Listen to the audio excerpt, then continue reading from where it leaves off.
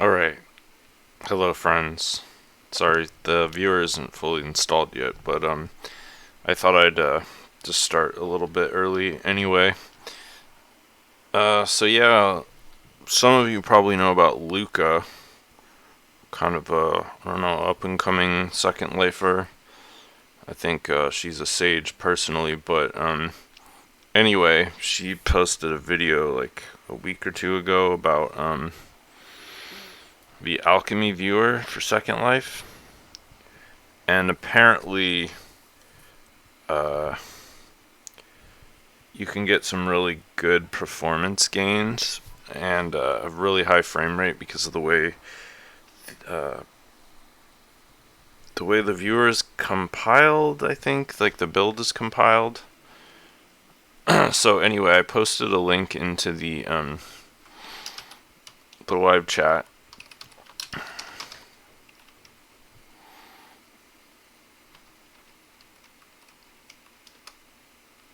And now I'm logging in for the first time with Alchemy.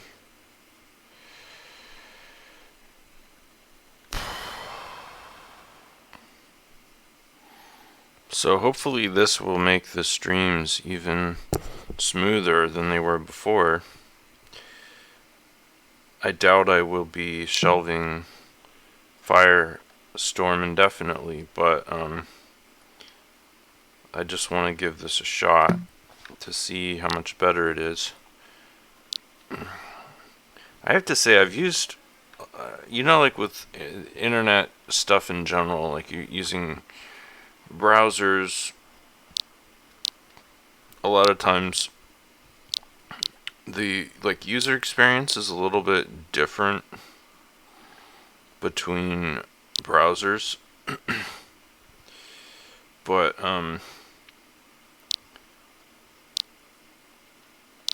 interestingly enough, okay, I'm gonna turn off anti-aliasing. Oh, I can't disable it. Interesting.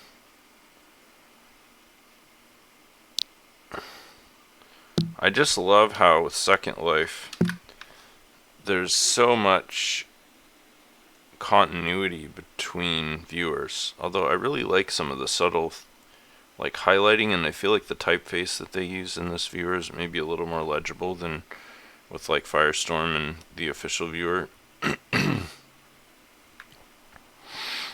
But yeah, it's really nice when you can go between viewers or between browsers or between programs depending on like what you're using, and have a more or less uniform or predictable user experience. To me, that's like a really important part of information technology. So it's nice to see that Alchemy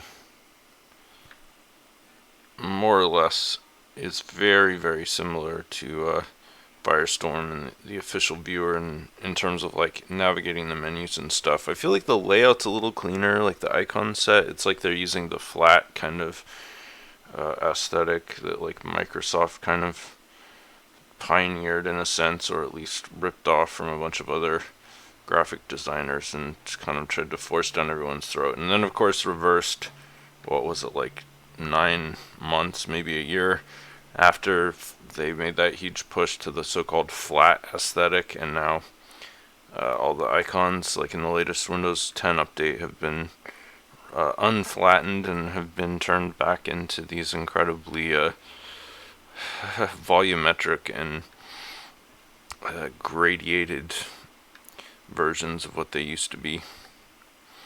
Let's see. So it doesn't give you extended information when you hover over a sim. This looks kind of interesting. Western Asquith. Let's see if I can go here. No valid parcel notice. It looks like the map is loading very differently in like strips, which that's kind of a new thing for me.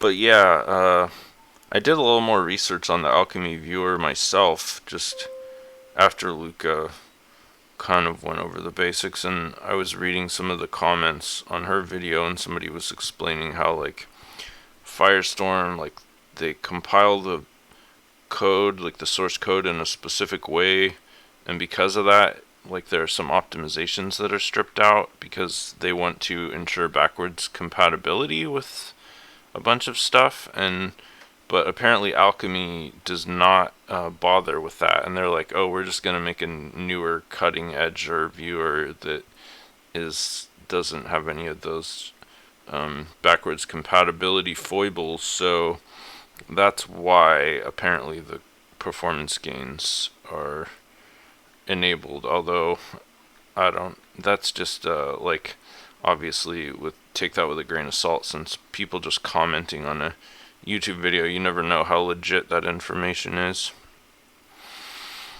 Kind of having trouble choosing the sim today, mainly because of the way the map is loading kind of haphazardly, and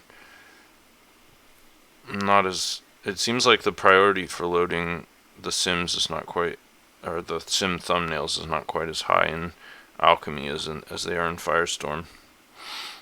Dark Sun, huh. Kind of a cool skull island. I have the feeling like there's probably not much going on here, but let's give it a try.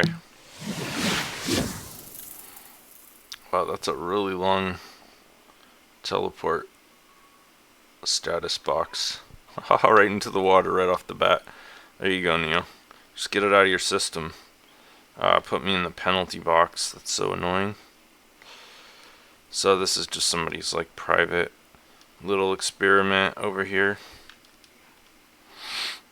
So yeah, I'd have to say, so far, like, this is extra impressive to me because anti-aliasing, of course, one of those things in graphics processing that really can impact performance adversely, because basically what it's doing is rendering the frames at a higher resolution than the native display of your screen, and then scaling them down to create this sort of like smoothed edges. I mean, that's my understanding of how anti-aliasing works, at least. And the fact that it's so incredibly smooth, I mean, I'm getting like a ridiculous frame rate here. In fact, well, maybe later on I'll enable fraps so that we can see like exactly what kind of frame rate I'm getting here. In fact, of course not. It's been way too long.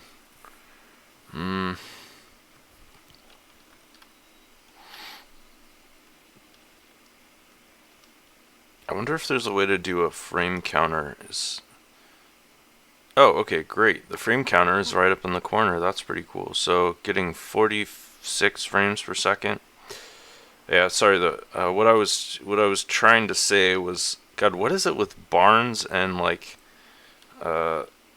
motorcycles? I've noticed this multiple times now. Like, I get the barns, like the farm aesthetic and the appeal there, but I don't really understand the crossover with the motorcycle barn kind of camps. Like, is that like a fantasy or something of like is it is it this? Is it like that farmers or people who love the farm aesthetic, their secret fantasy is to be badass bikers? Or is it in reverse, and that like badass bikers just kind of long for the palatial low-key life, and they want to get out of the smoky tear down bars and get out there into the country? I don't know. I've just always been really curious about that crossover. This is kind of a really nice little pond with all the pond grass and stuff. Okay, so yeah, not a lot to see on this sim, and also they stuck me in the penalty box, so I can't even walk around. Pretty much the only cool thing about it is this skull terraforming of the whole island, although that's drastically undercut by the fact that there's not a lot going on here. So Dark Sun. Oh hey, Ahmed Salem. I just noticed the live chat. Sorry about that. You like my live stream, thank you, and you really like the sofa, huh? Cool. yeah, I'll hopefully I'll be able to pay a little bit better attention as we're exploring new sims here. Yeah, Dark Sun. That's like it's not Neil Stephenson. That other guy, the Snow Crash guy. I can never remember his name. Or like a reference to Snow Crash, maybe. Or no, wait, was that Midnight Sun? I can't remember. But yeah, I was trying to say that I thought it was really impressive. Okay, let's try Eternal Bliss here. Really impressive how smooth everything was running, considering that my computer recently took a massive hit when I rebuilt it, and now that I'm using this looks like a cool sim, a Ryzen 3 instead of a Ryzen 7, and using a really old school motherboard, or not old school, but just like a low pref motherboard versus a really high-end gaming motherboard. I'm impressed to see that the performance is still so exceptional. Like, I'm positive that if I was using Firestorm right now that it would be lagging pretty bad, and I'm getting what, like 30 frames a second approximately. There's a lot of stuff going on in this sim. I picked a good one to just like as a stress test here.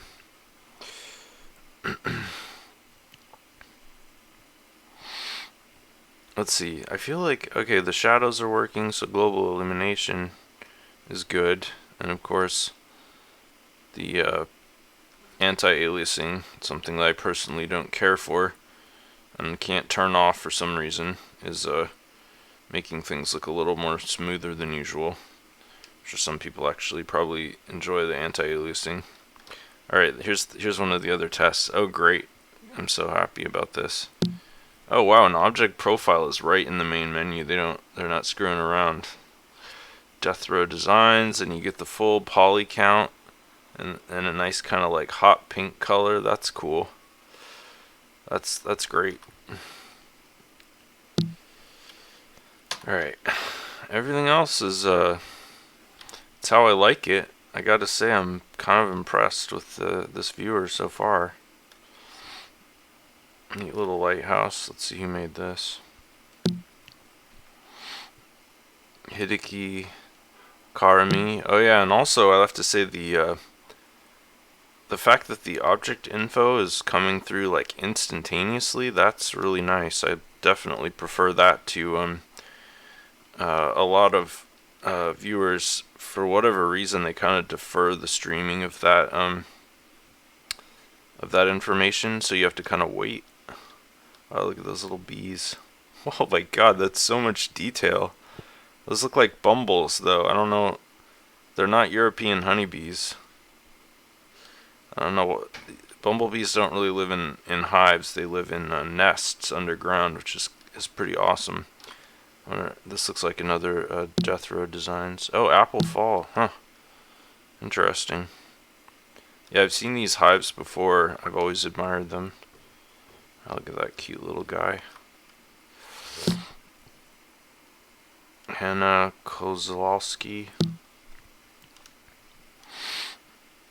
Kind of portly. I think that cat needs to maybe go on a diet.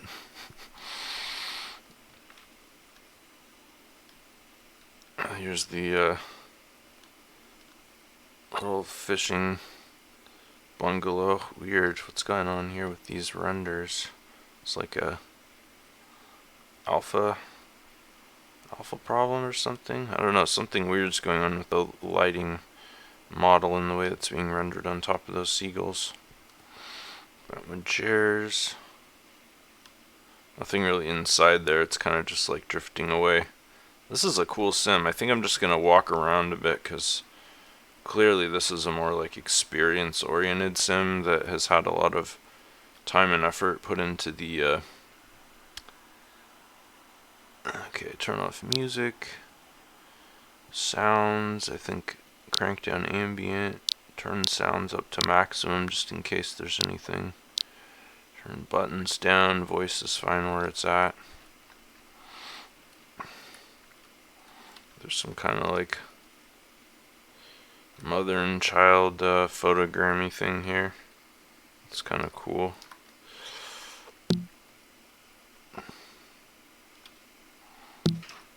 Just adding a little bit of realism. Really nice job on these. Alright, I'll see you later. Really nice job on these sort of industrial assets, light poles and so forth. What is this? Like a kite? That's kind of cool. Very like surrealist. Doubt it.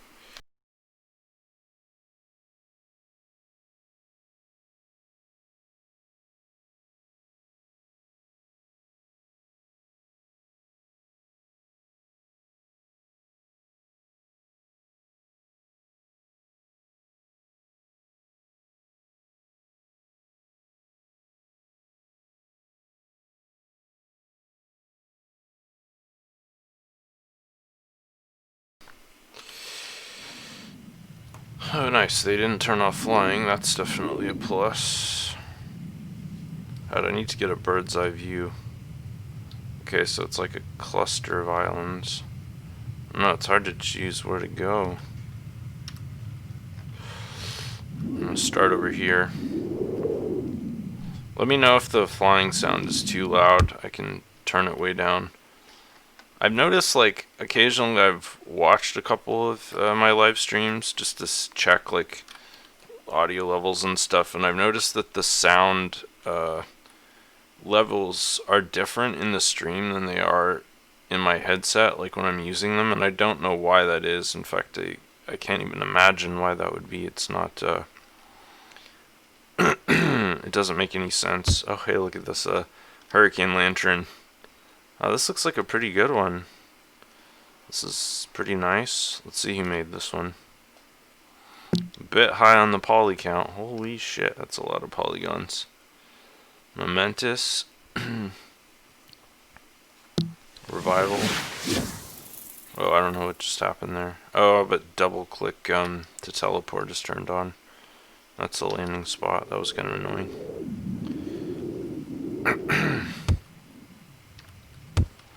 Alright, hopefully I won't accidentally double click again. So yeah, I'm gonna give this one like a 7 out of 10. Yeah, it's pretty good. Oh cool, a little greenhouse.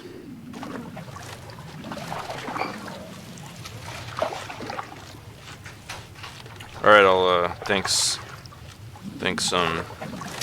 Senai. I will turn the, holy crap, that's loud. Alright, something needs to be turned down here. Alright. Yeah, so the ambient, I'm gonna crank those down to almost nothing. The buttons also. Okay.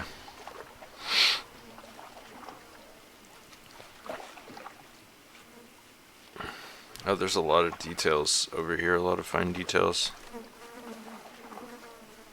Let's see, I'm getting 30 frames per second. That's not bad. It's about like half what I should be getting, but honestly, it looks fine to me. And I feel like if it looks fine to me, it probably looks pretty good to the stream. It's a nice chessboard. Oh, cool, it's got the letter and number codes on there too, so you can... I think I've seen this before, but it's just as adorable this time as it was the last. Although if the cat would res, that would be cool. Mattress digging woody cats. Ekichiak. That's a pretty cool little montage thing. Vignette, I don't know. What do you call like a... I mean, it's not like a diorama, but it's not like a vignette either. I mean, most people would probably just call it decor, I guess. But I feel like it's more complicated than that. Yeah, there's a lot of little fine details on this sim. I'm impressed. Killer vibes. Yeah, I think I used to know that guy. It's cool that he's still making stuff.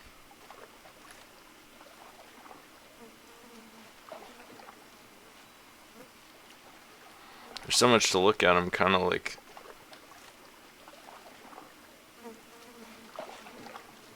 Trash Panda. That's cool. Got open sign that just fell on the ground. Yeah, nice work on that articulated neon. Every single like little standoff is articulated. Damn, that's some really nice work. Wonder who made this. Oh, Apple Fall, of course. Look at that, the chain. Part of the item.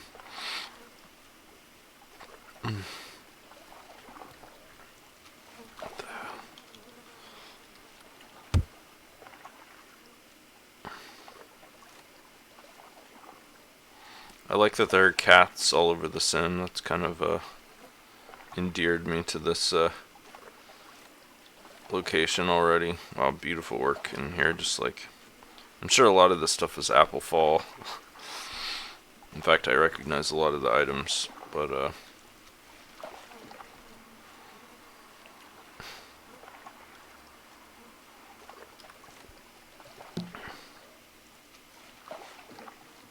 Wild Hound designs, nice. Definitely want one of those. That's a pretty cool piece of decor.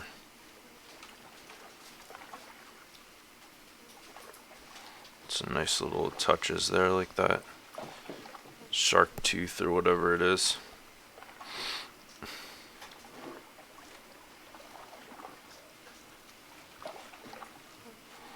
Dry poppy stems and a milk jug or whatever those things are called. I'm gonna say ewer, but that's not right. Well, look at the joinery on here. Everything has really nice bakes and normal maps.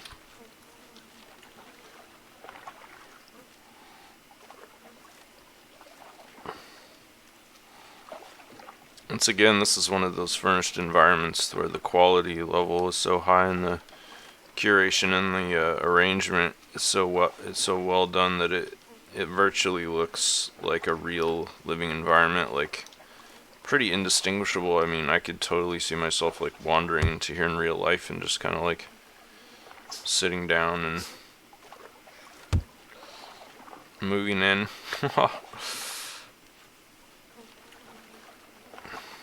Oh, even the bathroom is like fully decked out. That's a bit creepy, but sure, why not? How to survive a gnome attack.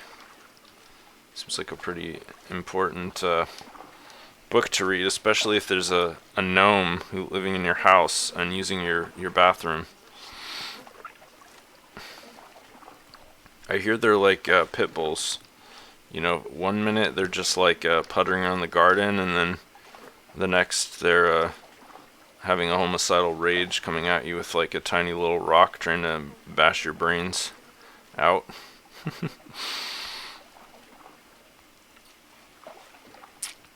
Alright, that was pretty fantastic.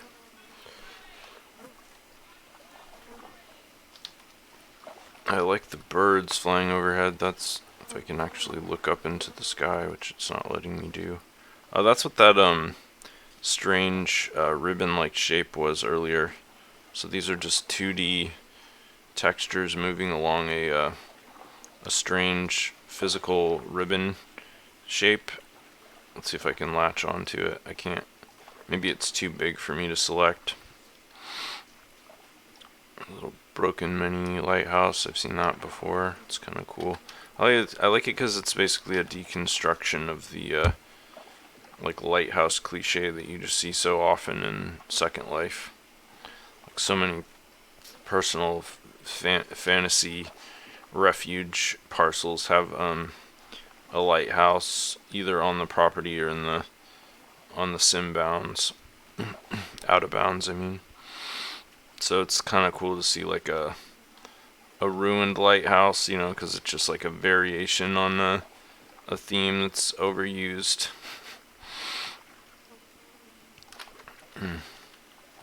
This part of the parcel, for some reason, flying is turned off, so I have to just walk around like a scrub. I don't know where the subdivision line is, so I can't like just move over to the... God, that's a loud sound effect. I turned it down like 90% and it's still incredibly loud. Or at least I can run. Oh, there we go. So that was the subdivision line. Like right around where that dock is. I did want to like see if there was anything at the top of this prison tower. It looks just like a little room and some stairs. Or a ladder. Even easier.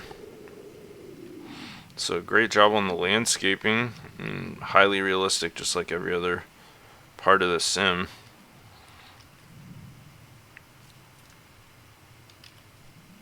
Well, I'm trespassing on private property. Gonna run into a hillbilly with a shotgun for sure.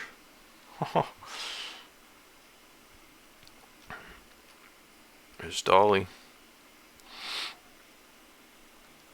There's another one of these photogrammy woman and child. They're kind of creepy just because they don't move at all. Did I already look at this over here? I feel like I might have.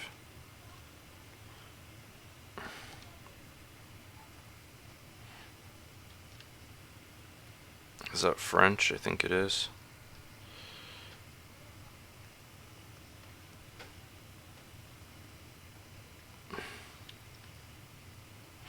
So another like a highly decorated and arranged house over here. And I had two things on my to-do list today. Laundry and laundry and vacuuming. And right now the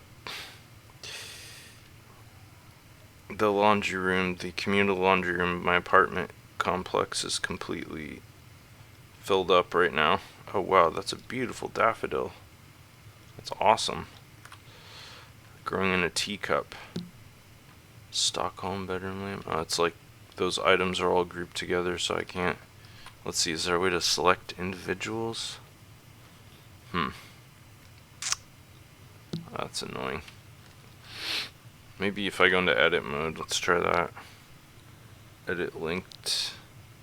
Oh yeah, cool. So let's see. 8F8, cup of spring, daffodil in a cup, IBI. I'm clueless as any other, huh?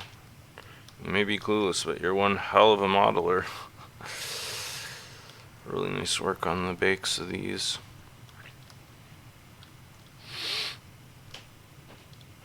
Flip clock. I just saw this on the marketplace the other day. It's cool to see it like in world.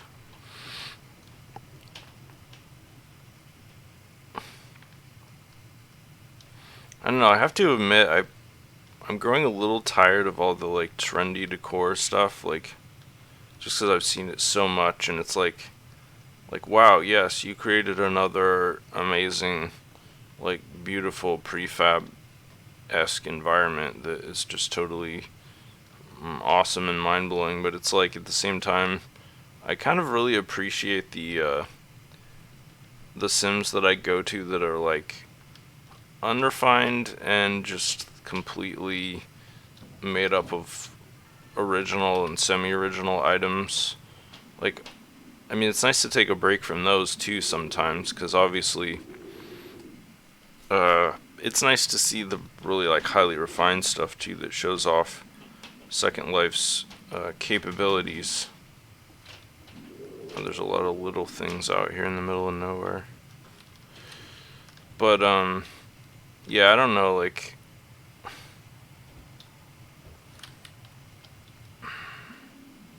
it's all about like vision, I think, for me personally. It's like what's the vision for Second Life? And I feel like it's almost ridiculous or stupid to try to say like there should be some sort of like ultimate vision. Like that would be ludicrous and arrogant, because Second Life is as diverse as all the people who use it and create for it. Wow, look at the job on the like rattan there. That's pretty impressive. That must have been a pain to unwrap. Nutmeg, I thought so.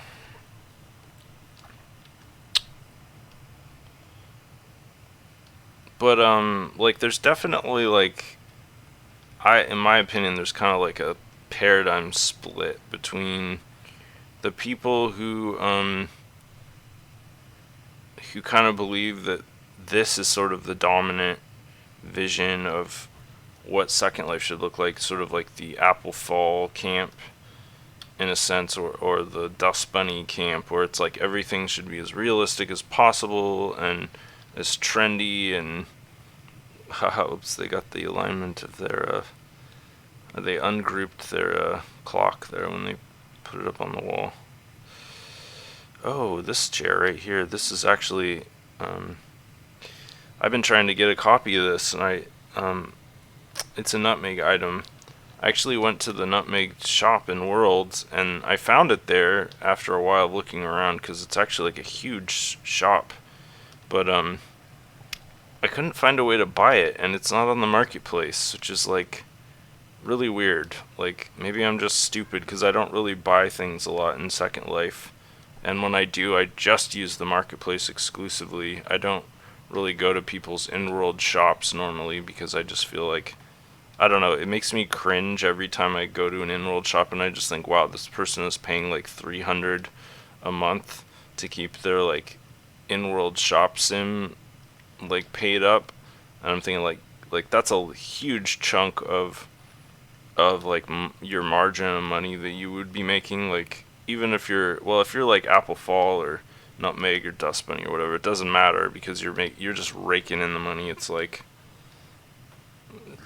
you're making 6 figures, maybe 7 figures, I don't know, but a lot of money. So you can, like, that 300 a month is nothing. It's just like a drop in the bucket.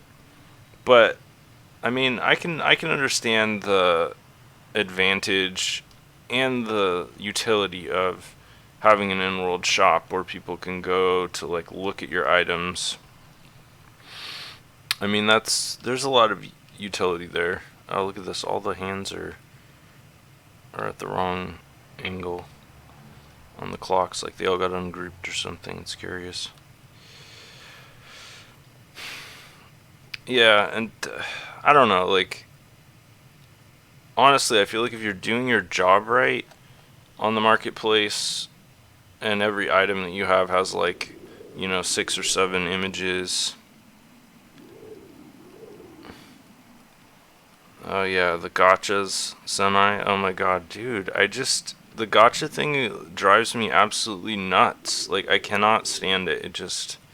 It enrages me. I mean, I shouldn't have that visceral of a reaction, but I totally do. I just like, and I know on the marketplace that Linden Lab actually created like a subcategory for gotchas, but like nobody really uses it. It's so frustrating, because when you're doing a search for something like that you're interested in, like category wise, it's like just overrun with gotchas. It's like there's so much gotcha pollution. It's like spam. You can barely even find what you're looking for. You're just like wading through a million gotchas to find like that one nugget of original, or content. It's just so annoying. And like, yeah, the very concept of gotchas rubs me the wrong way. But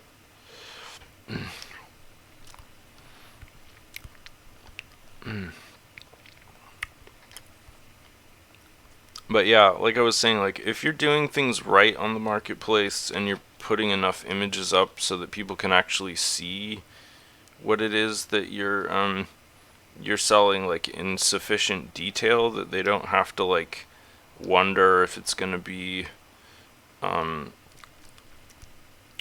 different than what it says in the description and the images, then it's like you don't need to have an in-world presence.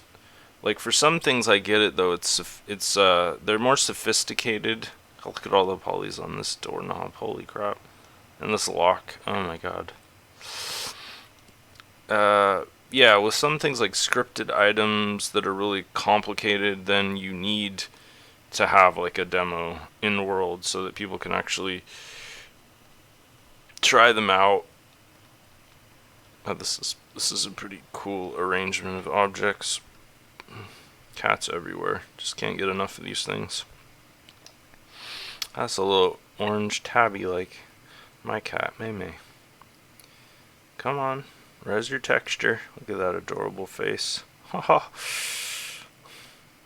It's a multi-mesh though. Yeah, I don't know, just speaking as a small scale creator in Second Life, like I don't even have 200 items in my shop, and there's no way in hell I could afford to have an in-world store, mainly because like just like prim counts, I don't always build for efficiency, and certainly some of my older items I didn't. So that it wouldn't really be practical for me, but like if I was paying 300 a month for an in-world store, I would be in debt. I wouldn't even be able to break even. So I mean, I make like $80 a month or something for my shop, mainly because my prices are so low. That's kind of cute, but also upsetting. I feel like the cat might be like suffocating in there, and I want to pull the cup off of its muzzle, and that's pretty cute.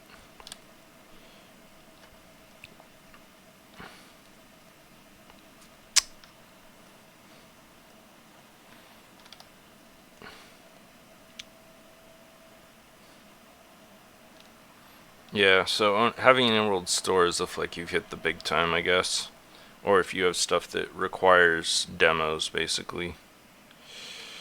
But yeah, getting back to what I was saying earlier.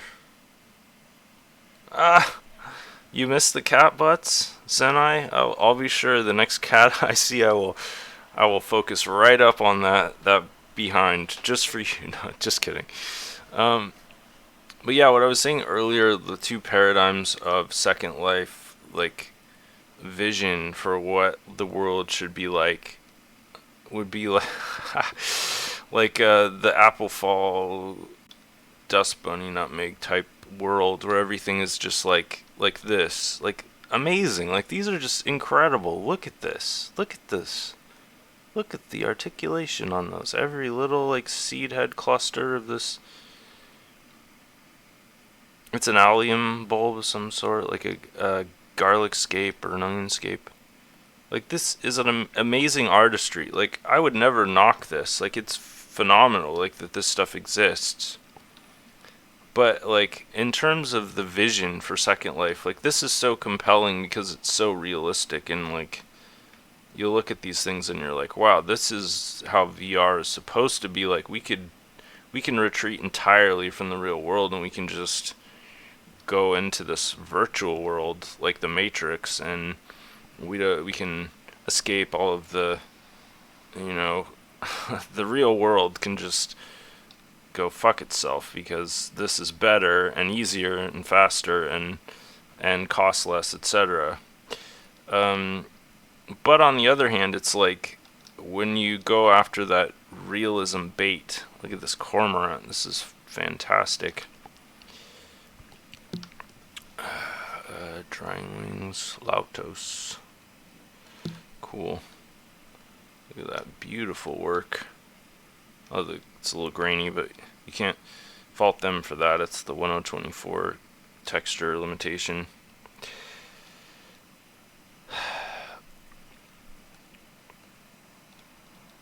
But yeah, when you go after the bait of realism, then it's like there's this whole other experience, this whole other world aspect, a potential of virtual worlds and 3D artistry that is not like the energy is shifted away from that.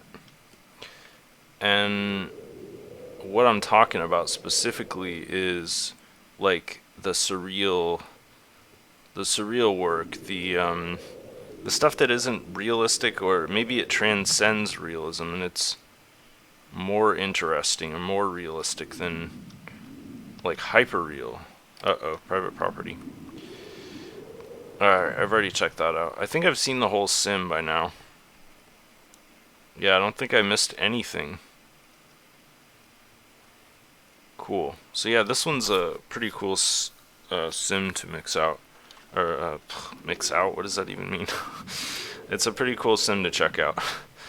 Yeah, so, but I want to, hopefully the next sim I find, or the next sim I visit, will be kind of what I'm talking about here. The alternative to the hyper realistic, hyper trendy decor type world, but the other side of Second Life, and whether it's low quality prims from 2005 or whatever, that's one element of the alternative, but there's more to it. There's a lot more, because naturally the potential for expression and actualization in a virtual world is limited only by the fundamental hard physical limits of the technology and your imagination. And interestingly enough, and I've seen this countless times in Second Life, a lot of those hard physical limits can sort of be skewed or shifted simply by exploiting sort of little loopholes or hacks, or kind of like mega prims, for example, is sort of something that exemplifies how you can skew the rules in order to create things that sort of transcend the limitations of the technology, although they're still within sort of this vague, sort of inclusive sphere of potential that is like a hard physics-based limit. I mean, there are only so many things that you can do to get away with those hacks, but I'm trying to think of exactly where I was going with this. Hopefully I'll just find a new and exciting sim here pretty soon. Miracle Bay, huh? That sounds interesting. Let's try this.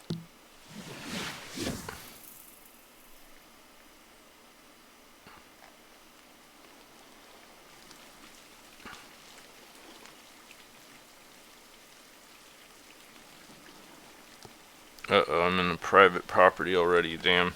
Unless that's the same message from earlier. Ugh. Well, that was lame.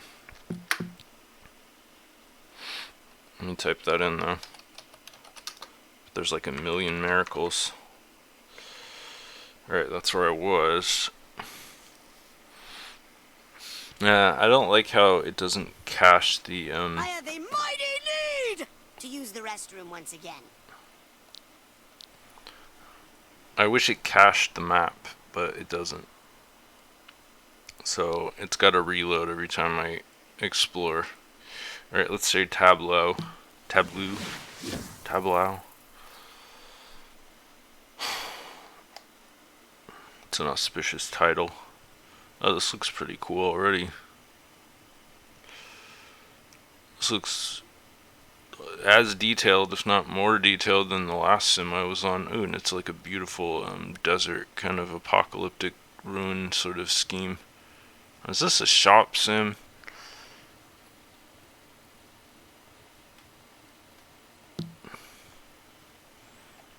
I like this aesthetic a lot. Oh god, it's gotchas. Oh no! Ugh. Gotchas. It's like a cancer. It's like a cancer that has swept through Second Life. This does kind of seem like a shop sim. I don't know. I feel like I'm the perfect person to criticize Second Life in this area because I'm completely ignorant about it, and that's always the best time to be super critical, is when you know absolutely nothing about something. But yeah, not just gotchas. Let's see what else. There's something else.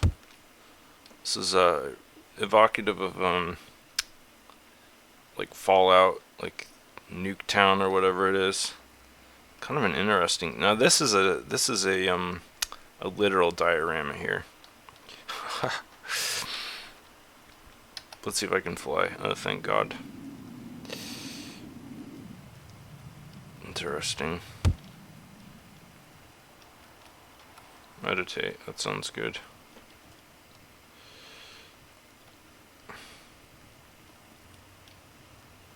That is equal parts creepy and adorable. So you made this. Cat blossom, polyester partridge. That's pretty cute. A cactus. Those are awesome. Those are awesome. See, this is what I'm talking about, because like in that world of like the nutmegs and the apple falls, you don't see stuff like this. This to me is what virtual worlds is all about. Like, I don't know, surrealist, absurdist kind of pushing the limits of the technology and the artist's imagination. Yeah, drum circle. But I mean, I'm not saying like you should just have one and not the other, you know? Like, I would never say that. I'm not saying one side should win. I mean, actually that is exactly what I'm saying. Like, one side should never win, and it should always be like this awesome mixture of surreality and reality, or hyper reality, if you want to call it that. Because in a lot of ways, I feel like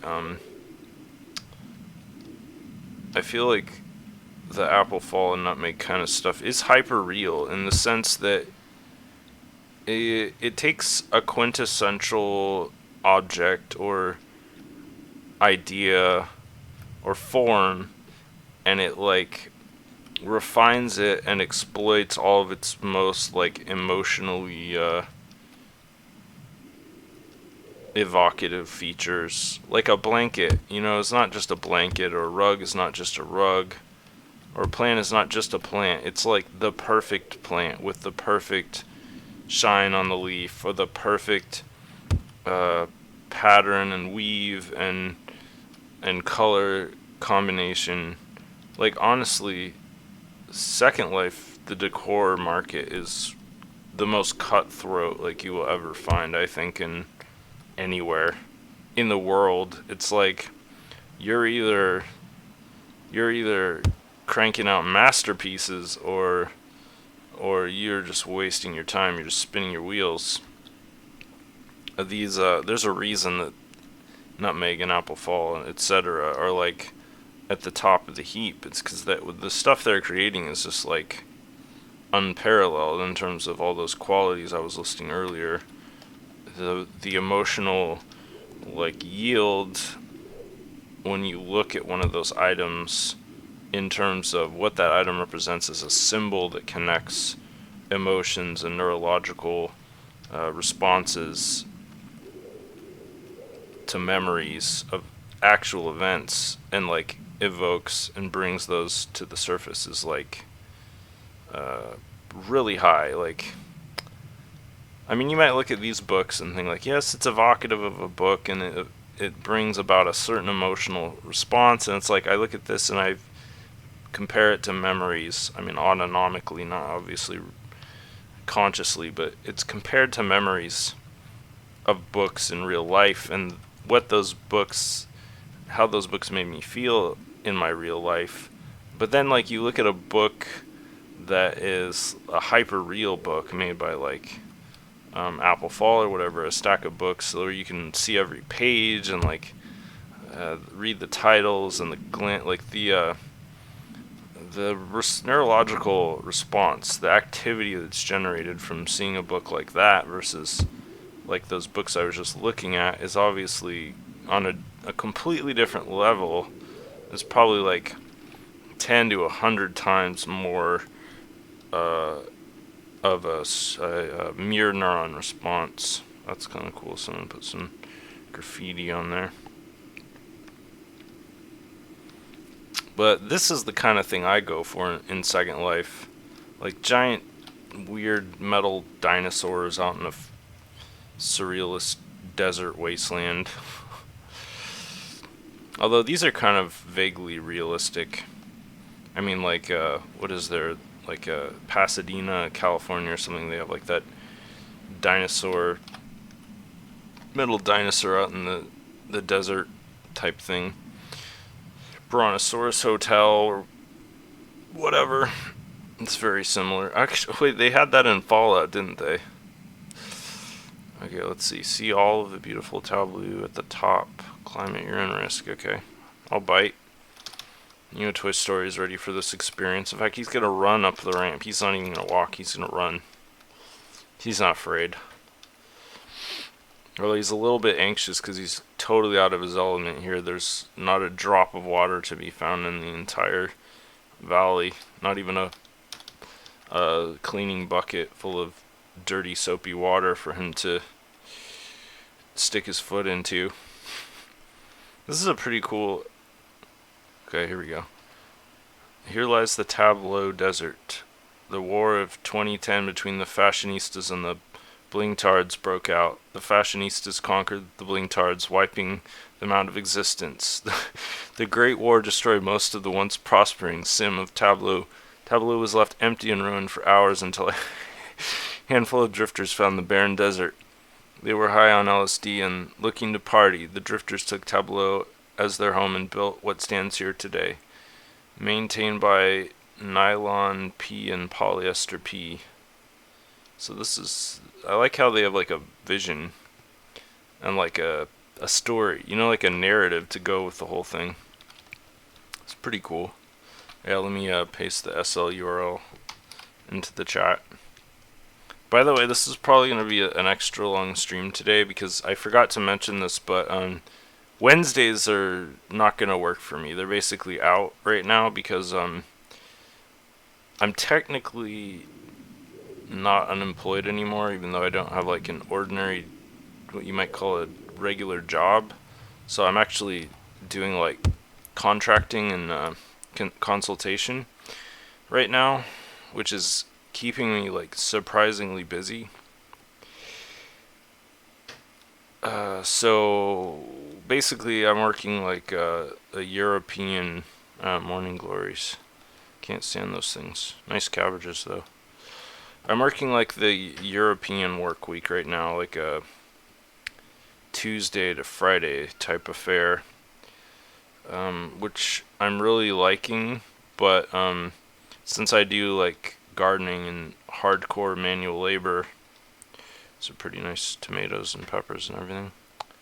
I come home and I'm just exhausted. I have no energy in it. One of my work days is Wednesday, which was my old streaming day, so I basically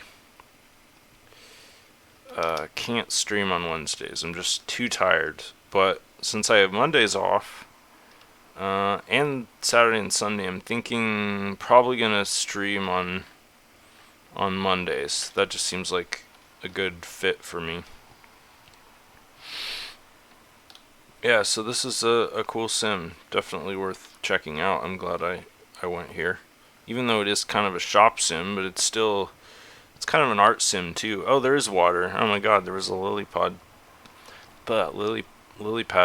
pond right there that I could have wallowed in for a while.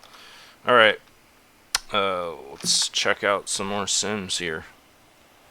That was fun.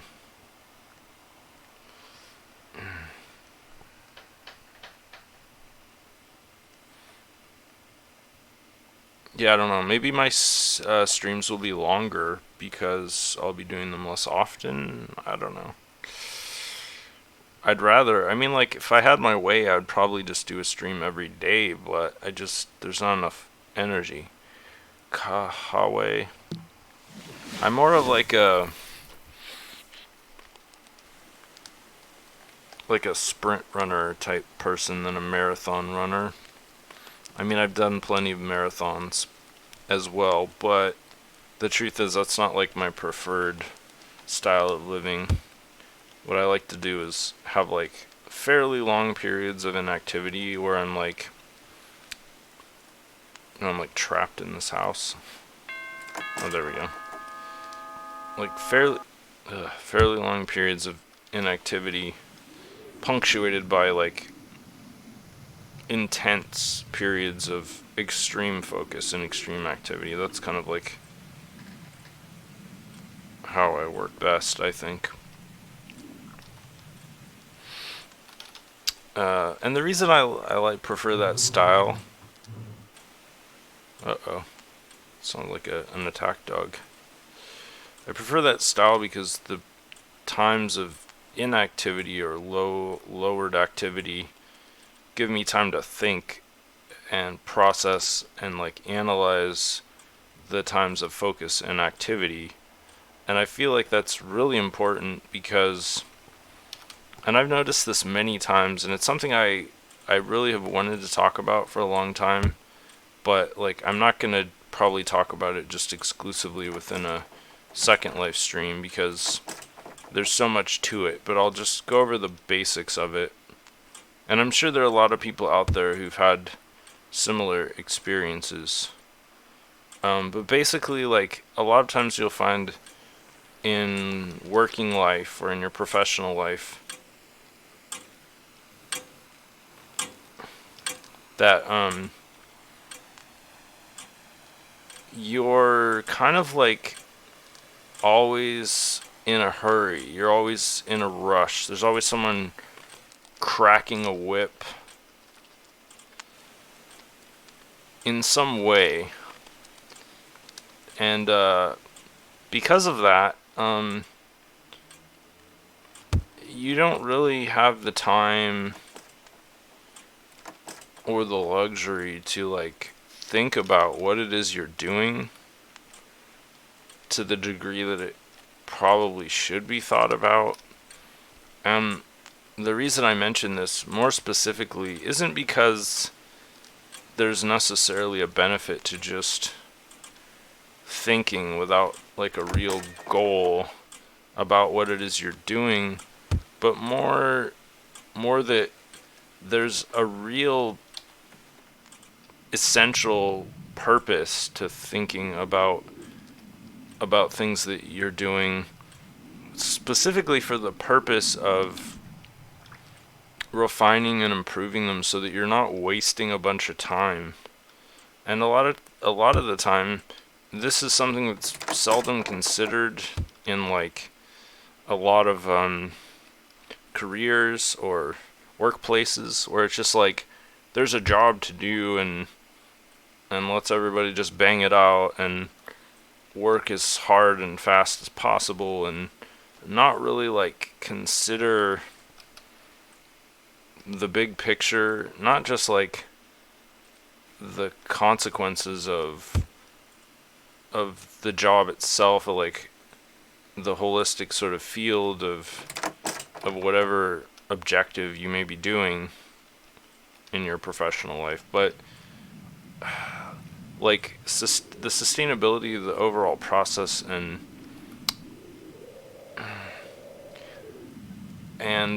like taking care of yourself, like your own sustainability, like how much work can you realistically do before you experience burnout, like all of these factors you're not really given time to consider and to really just meditate upon them until you can sort of arrive at some actionable conclusions and be able to like work better and live better because you've had the time to consider all the various factors of what you're doing.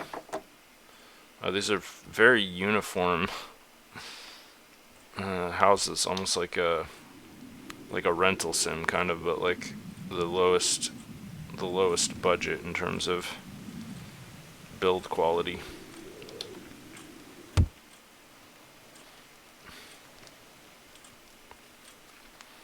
This is very evocative of the mid-aughts in terms of build quality here.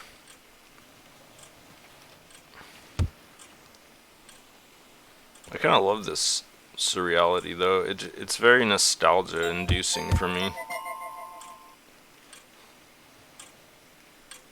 Just the library. But yeah, like that's the real problem I have with it, is because it's so easy to be so busy at work that you're actually like being negligent or wasteful in terms of resources. Like I know this is like, it's hard to put into words or to articulate, but there's this whole like permaculture phrase that basically says don't work harder, work smarter, because it's so easy to get caught up in the process of just working so hard, like brute forcing it basically, so that you're not working smarter, you're just working harder. And sure, you're still getting the job done, but at the same time, if you were working a little bit smarter, you could be getting the same amount of work done in a fraction of the time using you know, considerably less energy. And I feel like that isn't just useful, but it's an obligation that every person has as a you know, a worker, whether you're self-employed or I mean especially if you're self-employed, but if you're working for somebody else, it's like you really kind of have an obligation to just sort of like try to waste as little energy and resources as possible for sort of like the just the well-being of the whole organization or whatever. I mean, of course, it's up to everyone's personal prerogative. It's not like there's anyone forcing you to do that, but I feel like it's like, why would you willfully do something that you knew wasn't like ideal when you could very easily think about things a little bit and make changes that could have a big beneficial impact, not just for yourself but for everyone else. Okay, so this sim kind of meh, but whatever. I mean, it was neat to see like some old school building going on here. It's really weird seeing a sim like this in 2020 though, honestly. I feel like, I don't know, it's just hard to believe that people aren't like updating their sims. But I'm glad they're not updating their sims, because I don't think there was a single apple fall or dust bunny or anything on that whole sim. All that stuff was like vintage.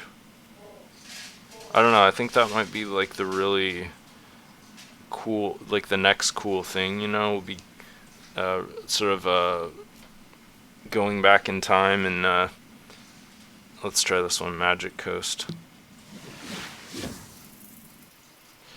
And people, you know, like the hipster movement of the, what was that, like the mid-aughts or something, where everyone was kind of like getting all back into the 1980s and stuff like that, and bell bottoms had like a brief flare up to like some of the 60s stuff was coming back. In fact, yeah, even during like the late aughts there was some of that like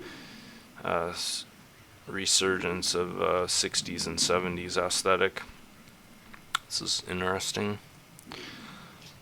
But I think that will be kind of like the next trend in Second Life, because obviously like the hyperrealism and the ultra refined stuff, that has a limited lifespan. I mean, that's gonna like be played out at some point, and people are gonna be like, oh, what could be more ironic than going back to like this kitschy, low pref, prim type aesthetic.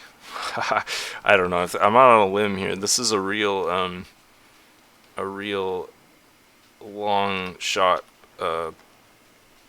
prediction, but not completely without the realm of possibility. It matters how intelligent people can get over time, and their sense of irony. Like, it's kind of like the part of the brain, like the gray matter or whatever, that swells and grows over time.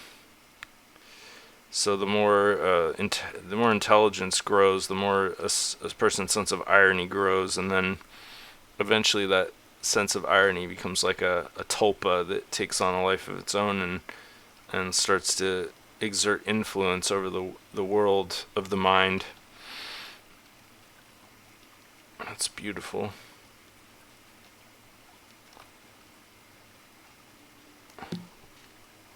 Rockin' Lantern, Marcus Ink Pen. And yeah, I don't think there's anything more ironic than that sort of like mid-aughts build aesthetic in Second Life as a meta concept. Of course, this is kind of cool, like a bear carrying a lantern. You know, it's just sort of like the analog, the internet analog would be like the GeoCities or like Lycos website aesthetic. I mean, I could totally envision a future where there's like mainstream websites like YouTube or whatever change their aesthetic to look like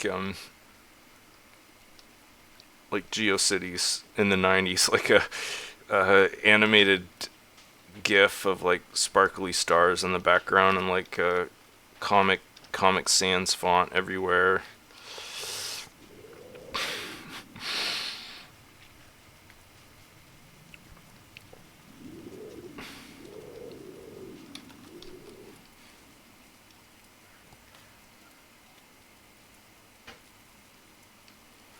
Really, you're saying that Linden Labs is deleting old stuff off the marketplace? Do you mean like from defunct accounts or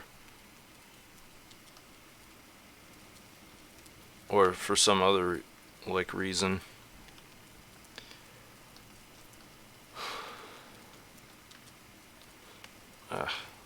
This is an Animesh object, huh? Maybe. Nah, maybe it is.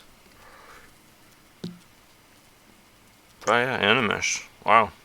It's weird to see something like cutting edge on this sim that's not looking very cutting edge, to be honest.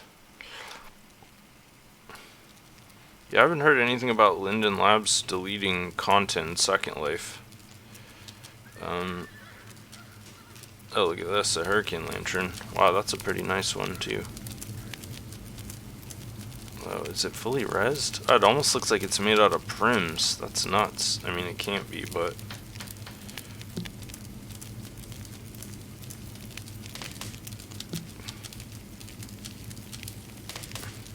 Huh, weird.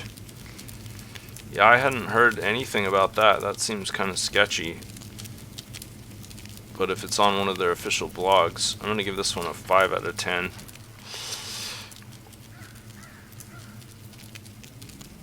I hope someday that somebody makes a supercut of all my Hurricane Lantern reviews in Second Life. Like that's ever going to happen. That's cool, like a raven perched on top of a birdhouse.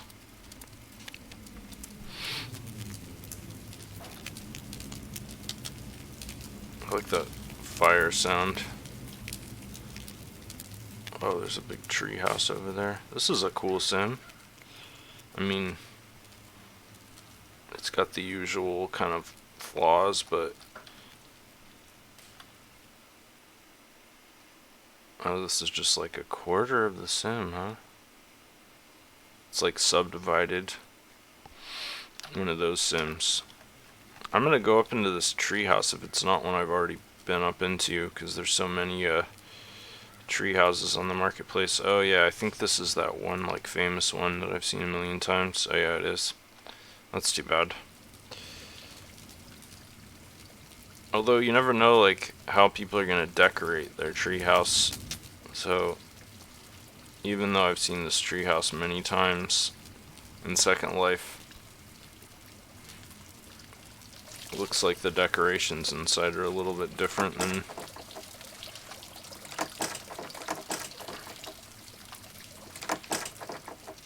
usual.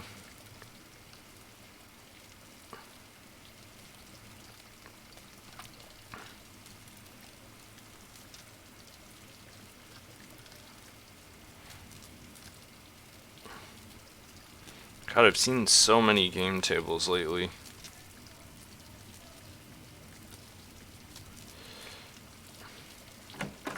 It's curious. What is this? A little sandwich dispenser?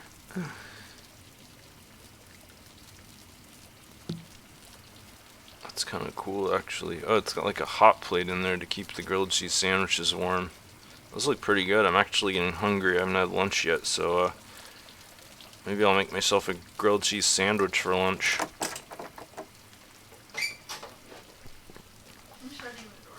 I'm still streaming, just FYI.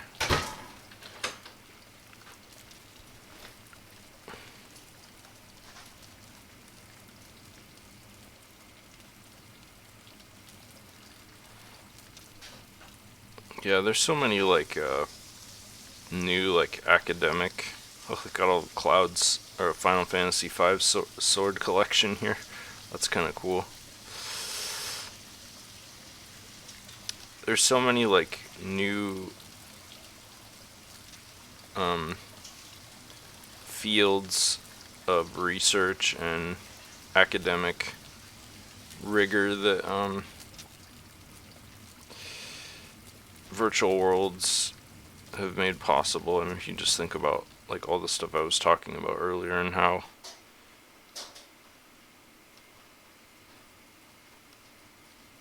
every one of those subjects is like an opening for a new field of research in psychology or... Oh, thanks.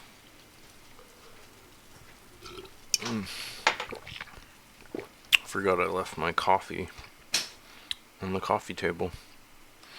My lovely partner just brought it to me.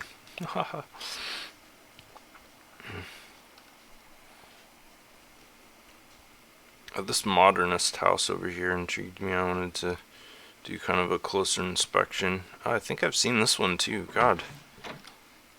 I feel like there's so many houses on the marketplace, and yet I see like the same ones over and over again. I mean, I wonder why that is. Like, that's a really cool coffee table. Beautiful work on the glass texture. That looks completely realistic. Let's see who made this. Phoebe Willow. What the hell? Creator nobody? How the hell is that possible? Copenhagen. Probably look that up on the marketplace and find something. Ooh, beautiful wood texture. Great job on those normal maps. Wow, the glass looks even better now that all the textures have rezzed. But something was lagging up my viewer.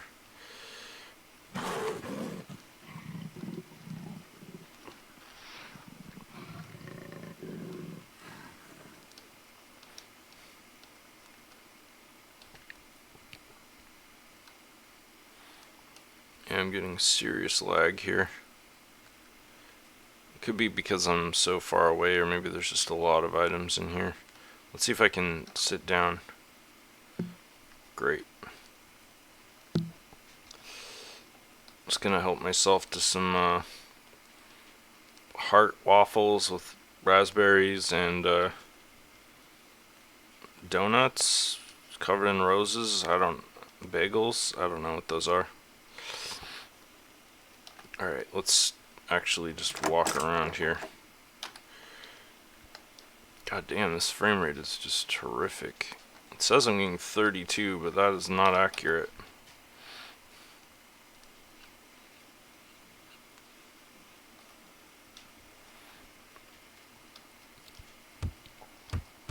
I'm like stuck between the chairs.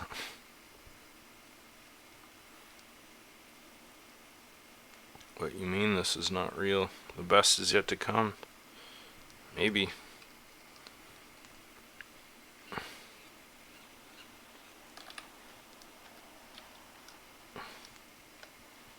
Yeah, I can barely navigate in here. I don't know what is lagging up the viewer so badly.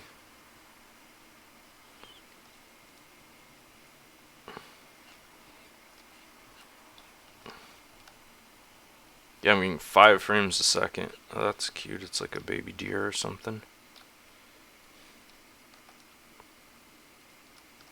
Sleepy fawn chair.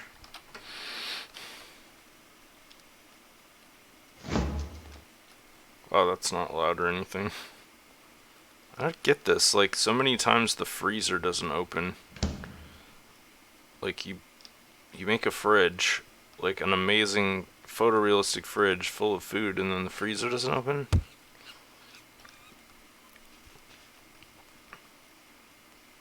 Like a annoying little chimpanzee there.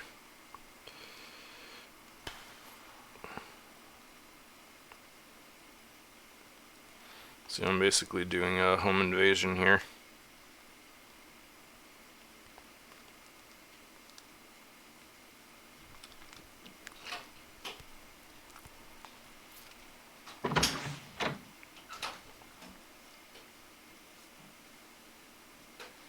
Laundry room, huh? I never would have guessed.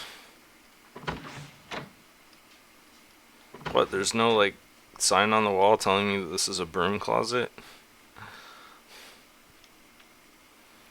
That was a missed opportunity right there.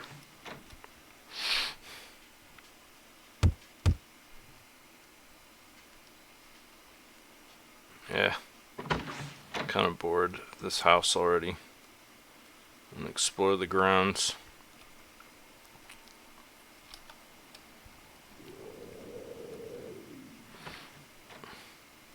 Oh yeah, the barn, I wanted to see that. And then I'm probably going to go over to the other side of the sim and see if there's anything over there. Yeah, I've seen this barn before. Nothing really inside though. Just a prop barn basically.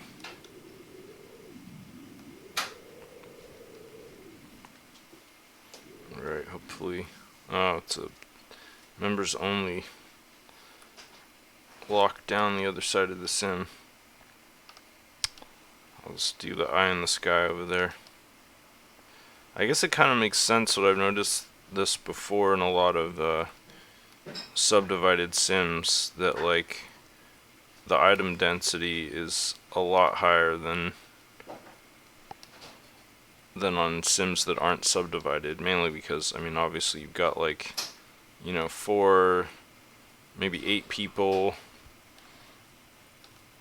who are all working on their own projects and their own quadrants, and so of course they're going to be like maximizing the density using every single land impact credit that they have to create their dream environment. So unlike with a single sim creator where they may just be working on one small area where they're going to use a lot of prims but still not like every single prim that is available. That's kind of cool. This is obviously a really elaborate prefab here. Very nicely built. Like long roadway up to their house that doesn't connect to anything. I wonder if that tunnel actually goes into like a basement area, or if it's just kind of was expecting like an underground parking garage or something. Maybe there is. Oh, it's like a racetrack underneath the house. It's kind of cool actually. Little landscaping there and those little nooks and crannies. It's like a neat brazier. See, you made this. Figure 8 Viking brazier.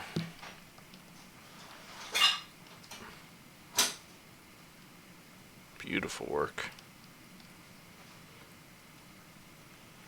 Nice fountain. I've seen that one before actually. Not super fond of it. Let's see. Here's the other end of the tunnel. Where does this come out? Oh, it just goes around in a circle? Oh, no, okay. So the tunnel entrance is there and then it comes out here. Oh, that's cool. So it's a way to like extend the roadway that leads up to the house. Although they don't have any cars in the parking lot, so it seems like kind of a waste. Why do you need... Yeah.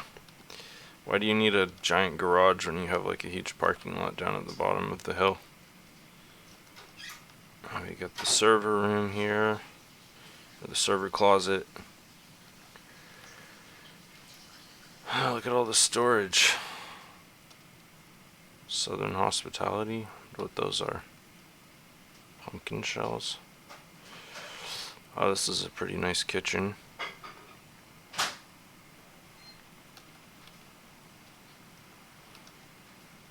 And high quality cooking implements there. Let's see, nice oven. Spice rack. Admittedly, I've seen a lot of these assets before. Let's see.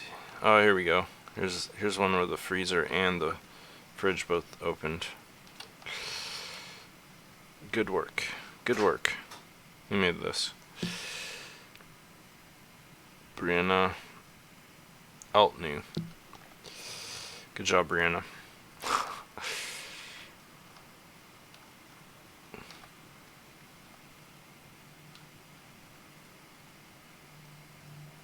Oh, that's a very realistic jug of milk. Ah, I've got some pumpkin pie. Doesn't have whipped cream like that, but definitely gonna have a slice in a little bit. I got the wines, walk-in wine cellar.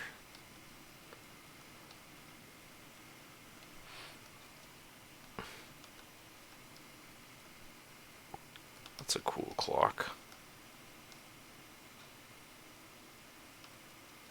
Very shapely. And it's telling the right time too. That's pretty cool. Who made this? Colleen Des Moines. Beautiful job on the topology there. It's very well optimized. Although not that bottom part, interesting.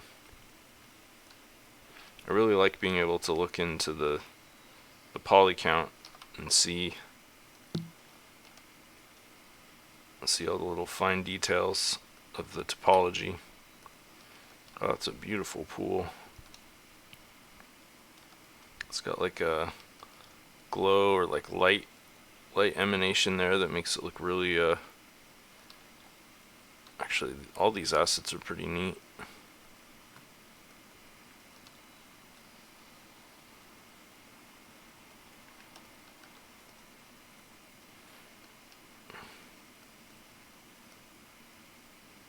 I'm surprised there isn't like one of those beach floats.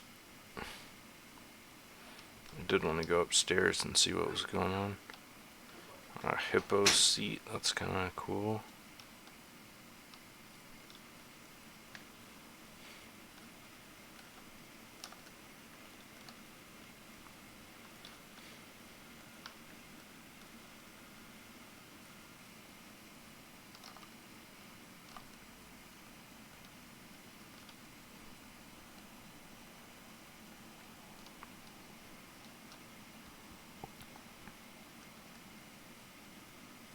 It's a new asset. I wonder who made this.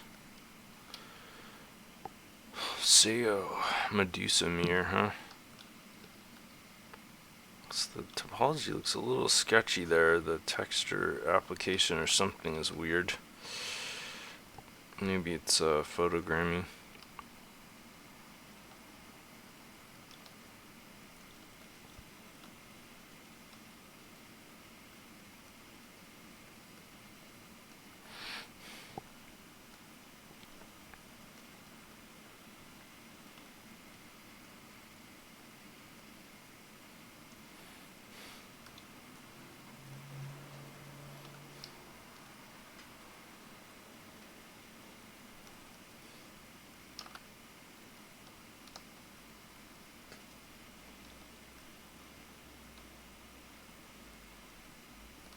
Someone spent a lot of time picking out decorations for this this house. And they did a pretty good job of covering most of the rooms too, it looks like.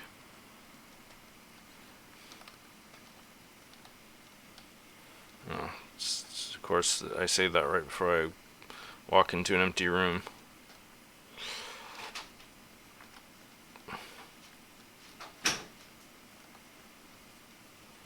It looks like a lot of these smaller rooms upstairs are empty. Oh, look at that. There's a little, like, sauna hangout spot here. Oh, this is very nice. Really like this aesthetic. It's like barley tea with mint. Sprigs. Ooh, nice cactus.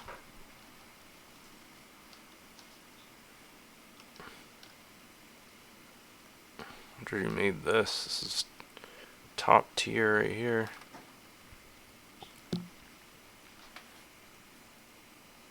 Rio Bazaar, huh?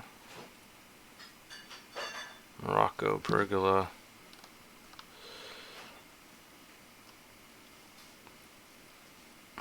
Amazing job on those bakes.